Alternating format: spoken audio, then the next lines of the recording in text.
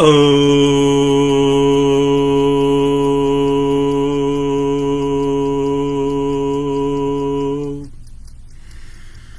Shanti Shanti Shanti. I, the pure consciousness, or the sense of self-awareness. I, the pure consciousness, or the sense of self-awareness, is going to manifest the words of truth and the words of wisdom. I, the pure consciousness, or the sense of self-awareness, is going to manifest the words of truth and the words of wisdom. Blessings be on the listener, the one who is seeking for the ultimate truth. Blessings be on the listener, the one who has made time for herself or himself to come in the presence. Blessings be on that listener.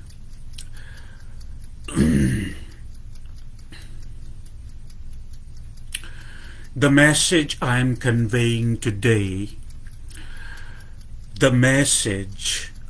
this very message I am conveying today is not in the response. The very message I am conveying today is not in the response of any inquiry. I received some inquiries and I answered those inquiries accordingly in past few days, but in private sessions and also through email. This topic I personally have chosen to speak or deliver the message about ultimate truth. The definition of finding the ultimate truth is, after finding the ultimate truth, there is no search of any type is necessary. You understand? After finding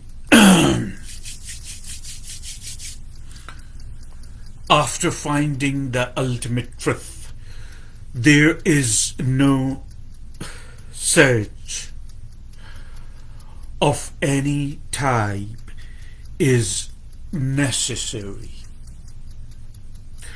There is always, after finding the ultimate truth, there is always a sense of fulfillment. A sense cannot be seen, or it has no physicality attached to it. However, a sense can always be felt.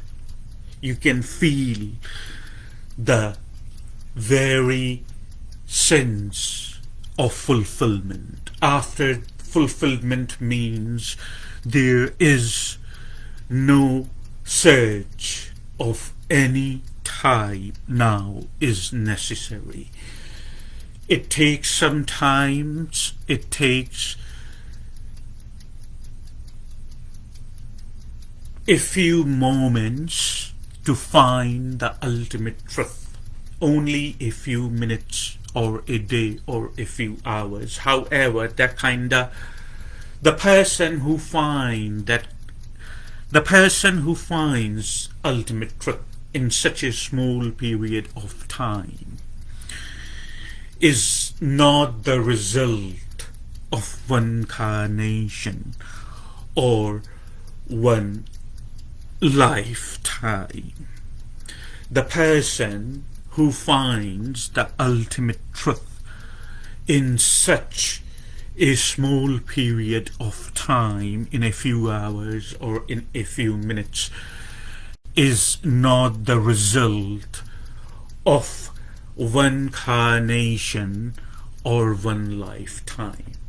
It takes numerous lifetimes. However, it can manifest in one lifetime, or it can even manifest in a few hours. But the quest is basically encompasses numerous lifetimes or numerous reincarnations.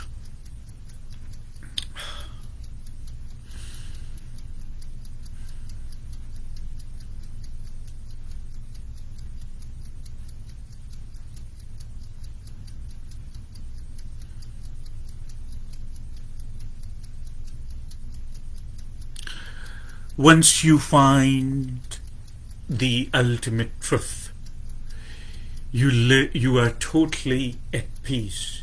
You live. Excuse me.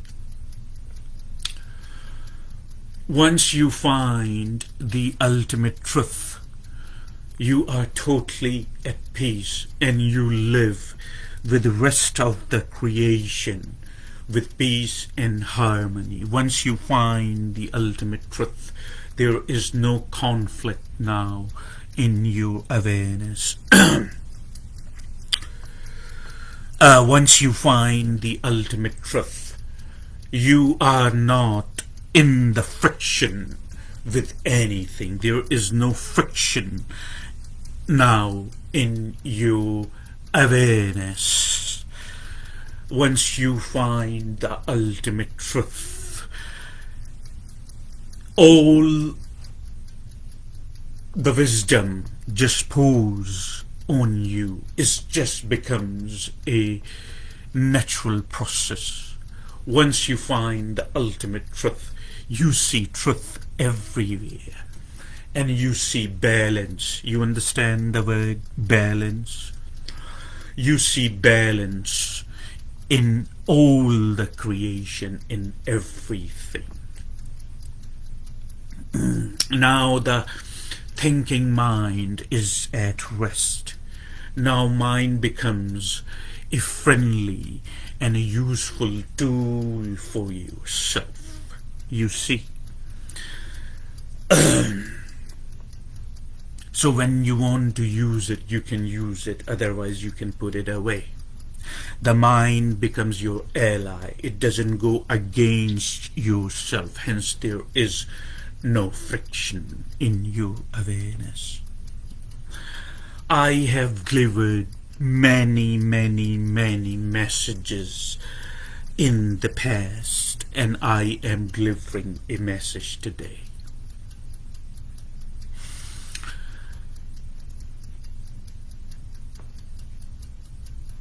How do you know that you have found the ultimate truth? Somebody can go ahead and raise a question that how do you know that you or we have found the ultimate truth? It's automatically natural for you to realize that you have found the ultimate truth. If you understand what I am saying, or in other words, let me rephrase that it is only natural for you to know a realization would come to you, and you would understand because you would see no contradiction in your awareness. You would see no friction in your awareness. You would feel fulfilled and at peace all the time. Just how the Creator has made you, you would feel completely fulfilled with yourself. You wouldn't look for anything outside of yourself. You would feel a sense of complete fulfillment within. You wouldn't look for anything outside of yourself. You cannot miss such a tremendous experience once you find the ultimate truth. What you do with that ultimate truth is entirely your business, because you have a free will and you have liberty to shape your life in whichever way you want to shape it. You would feel flexible. You would not feel rigid. You see, it's important to feel flexible so you can adopt the changes, if you understand what I'm saying. You would feel very, very flexible while you conduct the very process of life. You wouldn't feel rigid. You wouldn't feel that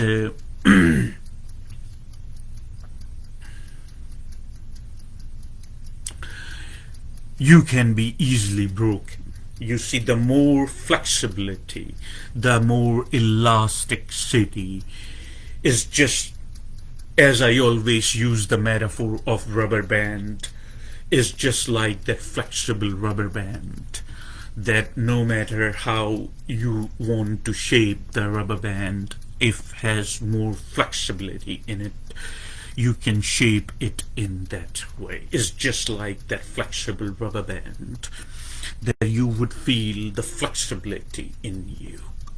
These are all the results of finding the ultimate truth.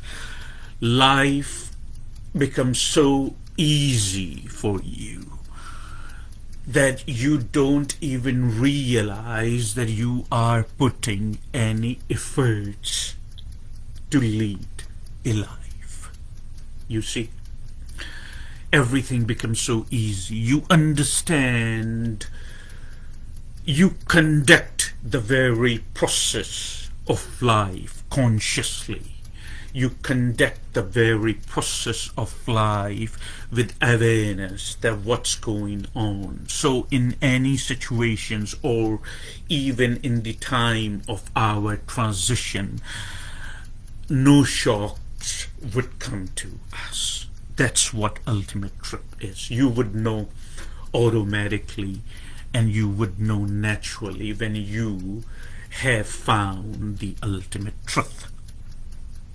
Now, in the numerous series of messages, I have given you a lot of tools, including I have spoken about ultimate truth. I have defined not long ago how it makes you feel when you have found the ultimate truth. In a series of long conversations in the past, I have given you tools.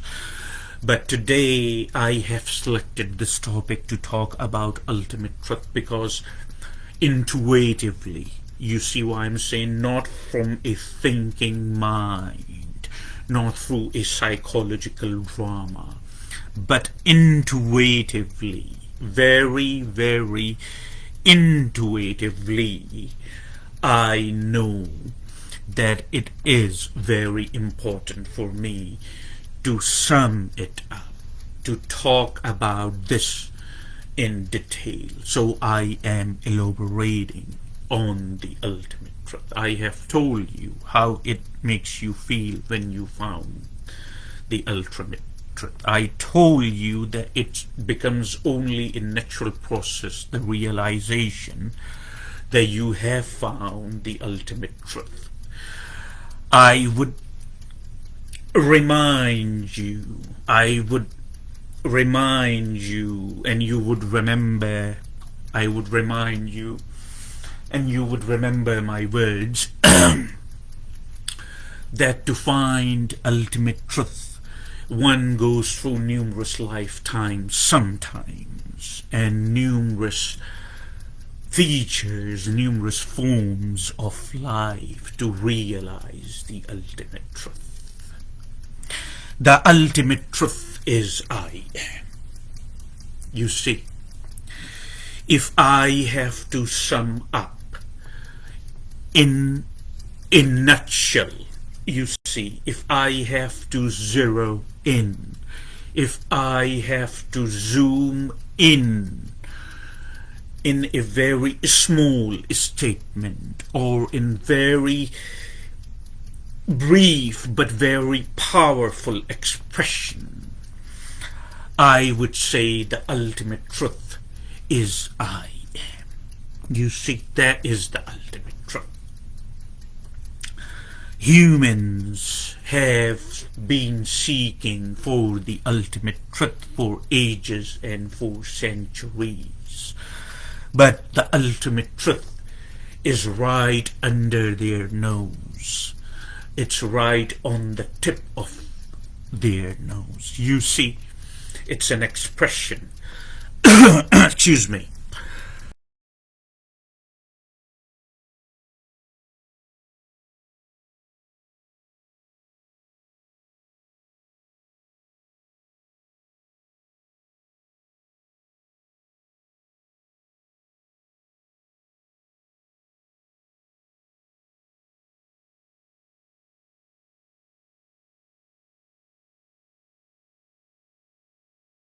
Was not in British writing. He existed long time ago. Anyway, I confused him with somebody else. Buddha, the Gautama, the Siddhartha. Gautama Siddhartha was his name. Buddha was his title. Buddha and Gautama Siddhartha, the enlightened. A Maharaja, a Raja type, some type of authority back in ancient India and Nepal, and he came to Buddha and he said, so where is the truth, or where is that ultimate truth that you speak of? How cannot I see that? He was a proud man, he was an arrogant man. So Gautama, the Buddha, Gautama, the Siddhartha said, it's on the tip of your nose. You see, it's an expression. It doesn't mean that you have to touch the tip of your nose to feel that ultimate truth. You see, it means it is so generic, it is so close to you, it's always there, only if you have an eye to realize that. Everything is very simple. What happened when we evolved, it evolved in this particular sense. When I am saying when we evolved, the past tense, technologically, we evolved as far as education, we evolved as far as inventions, we evolved very much. However, in the same time, for whatever reason, or for some anonymous reason which we don't know, nor it is important, we became too far from ourselves. We invested too much in earning money, and money was never enough for us. We invested too much to make the very standard of our life extremely comfortable for us. We invented the commodities of luxury. We invented the commodities of comfort. We invented and invented. However, and it's a beautiful thing, I'm not condemning it. Yogis do not have anything against the modern technology. Please remember that. I mean, for me, I acquired the worldly education, what you understand as academics back in Britain, or in England more precisely. I learned about numerous skills and things so I can earn at least my living. And you see, I have nothing against it, but still, I am a fully functional yogi and a meditator.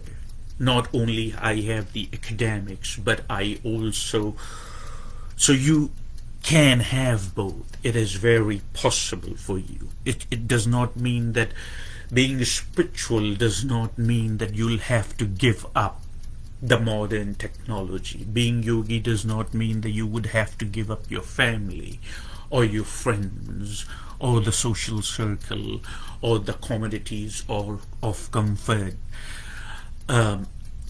Realizing the ultimate truth, as the topic is, through the dedication of these practices means that now you have balanced everything. You have found a balance. You see, you are not being exclusive towards one thing or one person or one activity or one function. You are being totally inclusive in everything. You give yourself fully to the entire creation without having to discriminate. You see this here? This is the third eye. When your third eye is open, you have found the ultimate truth. You find the balance in your activities. You find the balance in your the very process of life that you conduct on the regular basis. You find balance in everything.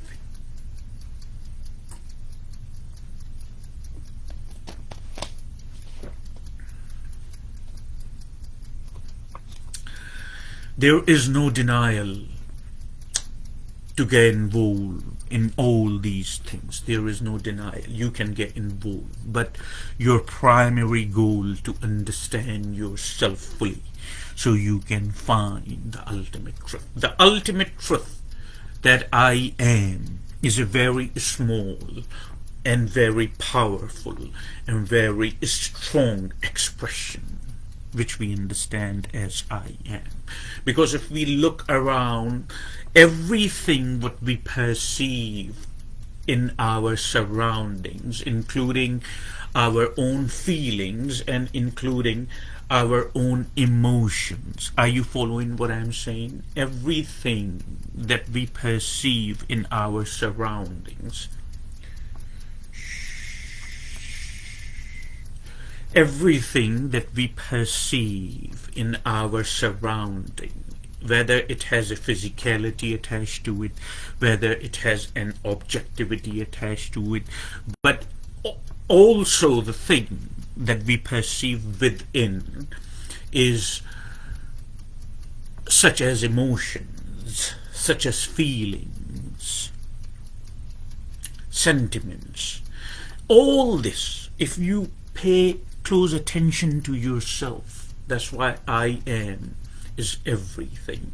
If you pay close attention to yourself, you would realize that you perceive everything in the relationship with yourself. There is not a single thing, no matter how profound, no matter how hard, or no matter how focused you look and try to find one thing which you don't perceive in the relationship with yourself. Even if you are having a thought about somebody else, you are the one who is having the thought, so you are perceiving the thought in the relationship with yourself. I mentioned that before. So everything, so the reason the ultimate truth is hidden in I am is because you perceive everything outside or inside in the relationship with yourself.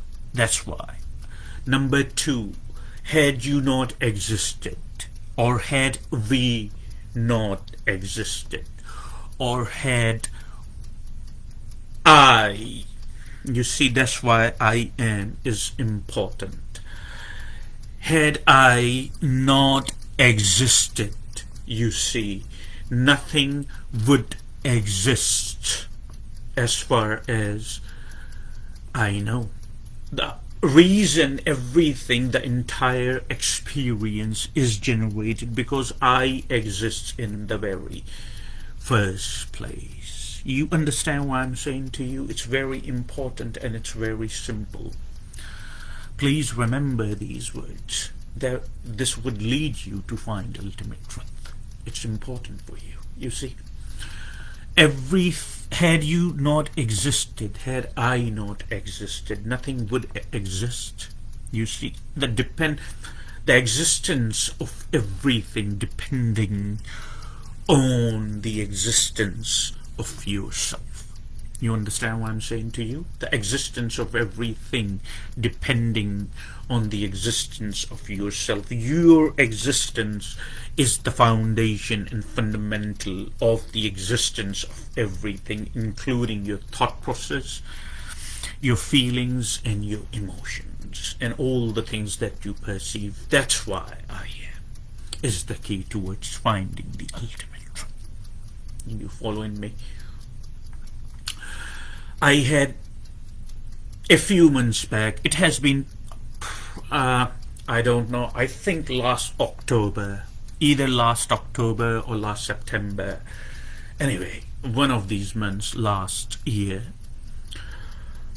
I was in a conversation with a prominent religious person. Well, the name of the religion, what kind of person, age, color, all these things are not important. Neither it is serving any purpose in this conversation here. So these things are not important and I'm not going to mention that. I was in the middle of October, last October, I was in a conversation with a religious person. This religious person was a prominent religious person, and this religious person was very active in that particular place of worship, and I was having a conversation. It was a friendly conversation. However, I was getting a feeling from this person that this person is trying to convert me. Well, good luck.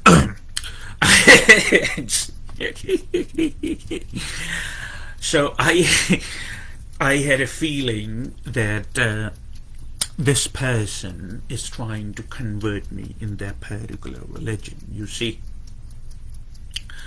And as I said, good luck to that person. Well, of course, that didn't happen. The reason is I am open. It's not that I am not open. I am open towards anything. But that thing has to make sense for me. You understand? If it doesn't make sense for me, then I cannot embrace it. I cannot be a fanatic. You have heard, you have listened to numerous messages in the past from me. I don't take a fanatic approach. I talk about things practical. I'm not talking fictional or the stories in secret books that humans have created. You understand? I talk about your living experience. You see, when I say to you about that existence of everything is depending on your existence, or had you not been existed, nothing would exist in your experience. Is this a fictional statement? You need to focus what I'm saying to you and answer yourself. Is this a fictional statement? Am I talking fairy tales here? I don't think so. I'm talking about your very experience of life. That is, in this moment in time, right now, you are experiencing. I'm talking about the very experience of your life. I'm not talking about anything fictional here. It's very simple. I'm talking about your very basic experience. If you hear the sound of my voice, you see me here, my body, I'm talking, and numerous things around you, other than your phone or your computer where you are watching me, there are numerous things around you. None of this, including my body and the sound of my voice, would exist in your experience if you didn't exist in the very first place. You understand? So it's nothing fictional happening here. No fairy tales are happening here. I'm giving you the ultimate truth, which is I am. This is the ultimate truth, and no matter how hard you look at it, you cannot deny it. It's so simple and generic, but humans have been conditioned through centuries and through millenniums that they love to find things which are complicated. Whether it makes sense or not, it's not important, but they have to find complicated things. It's not smartness. It's not wisdom. It's not even close to any type of wisdom. So remember. You understand why I'm saying remember? Remember is important. So remember all this I'm saying to you. It would help you in the future. It would guide you when you become overwhelmed about, when you become overwhelmed from your circumstances, when you become overwhelmed by your surroundings, when you become overwhelmed in certain situations, when you hear these words of these words of truth and these words of wisdom, it would help you. So this is my gift, an ongoing gift to humankind, to human race. It would help you.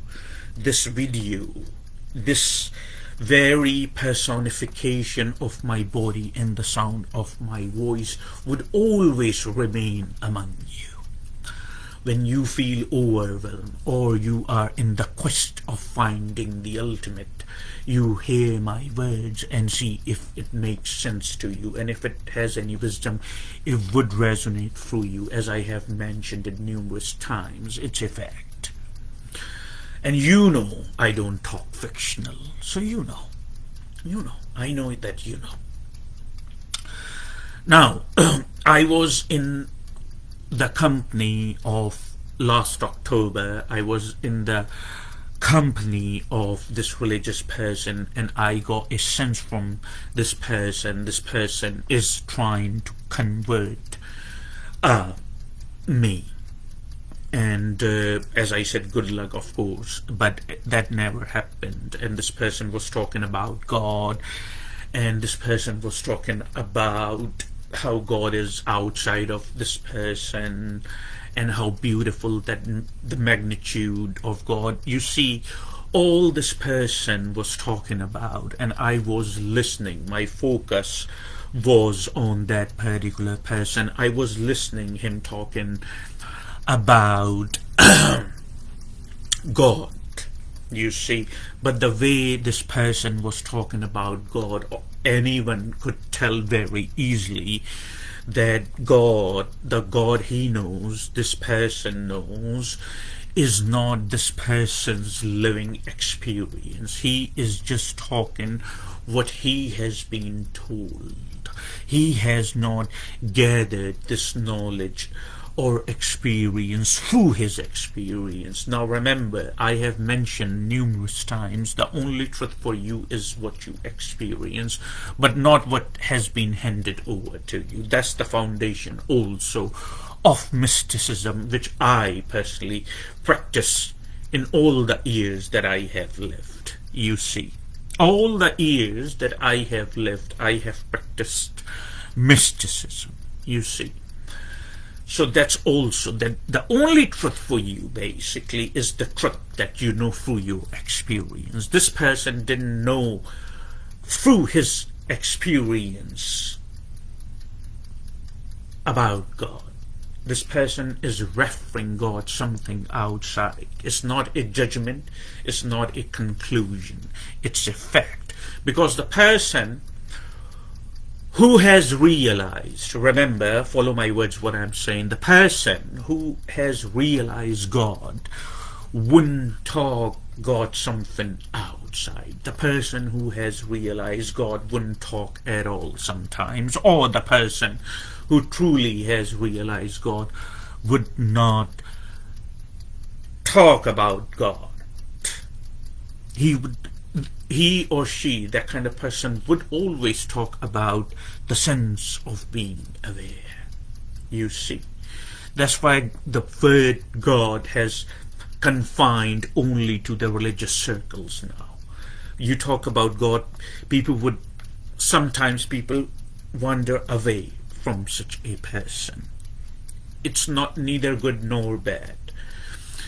It's neither sad nor happy. It's just the way it is. So this person keep going and talking about God, and I knew that of course that's the case. The God is not this person's experience. It's just talking about the knowledge he has acquired. Knowledge and truth are two separate things. Please remember.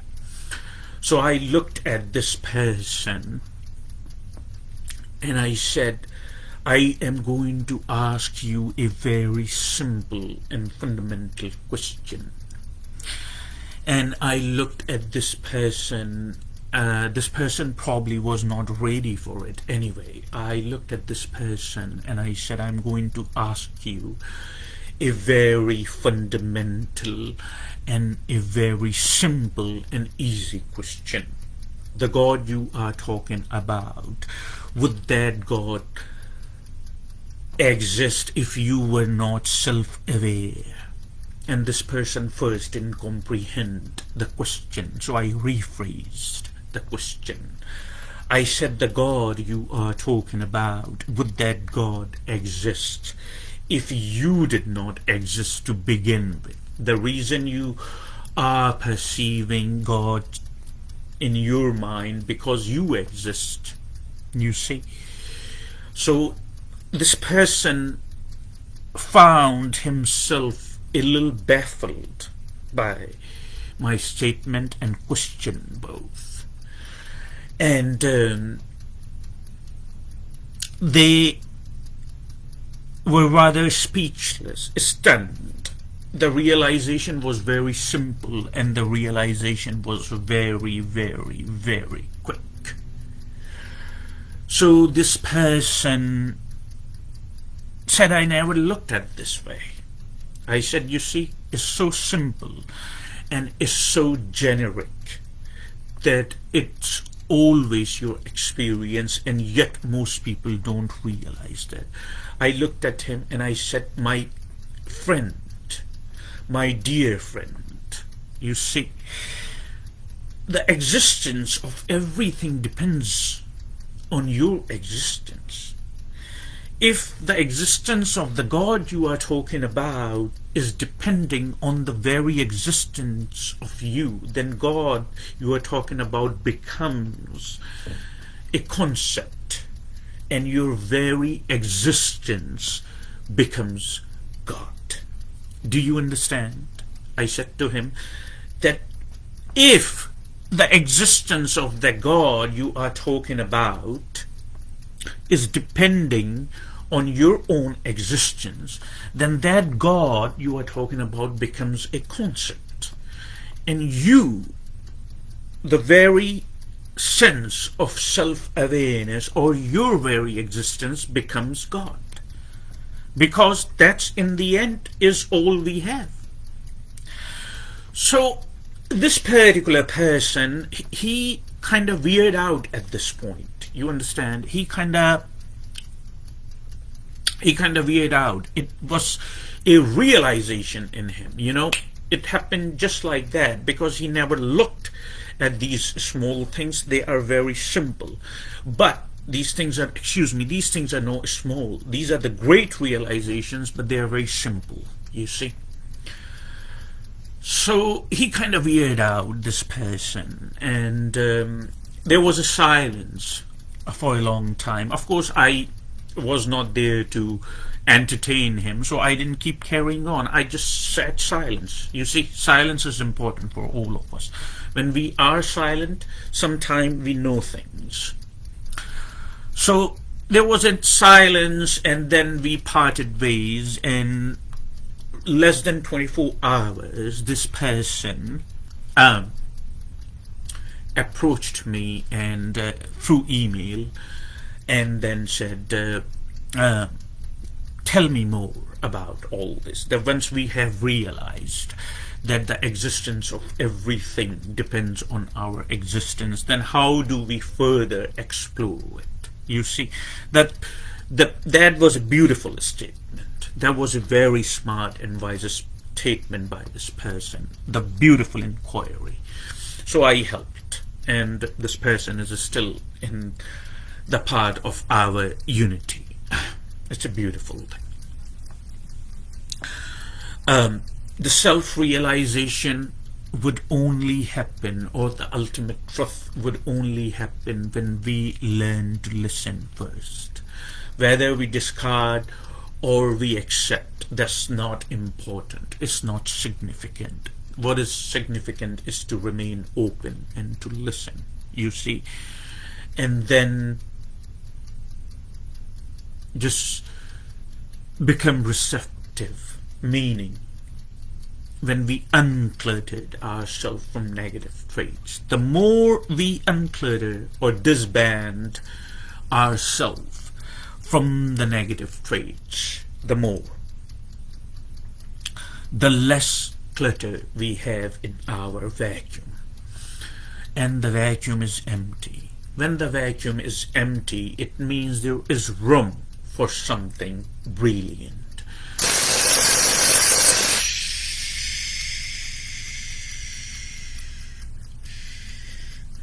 Did you hear the bell?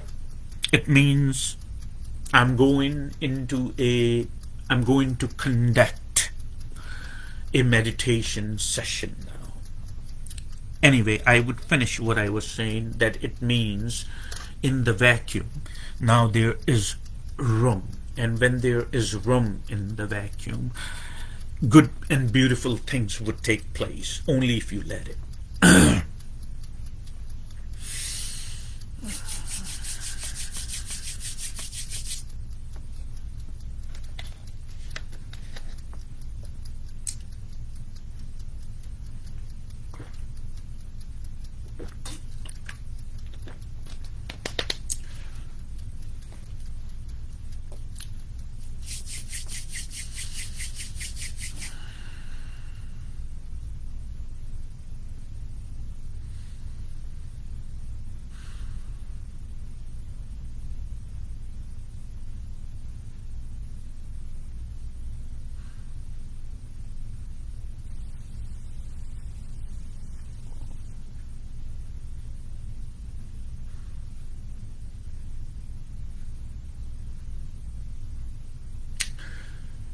Oh.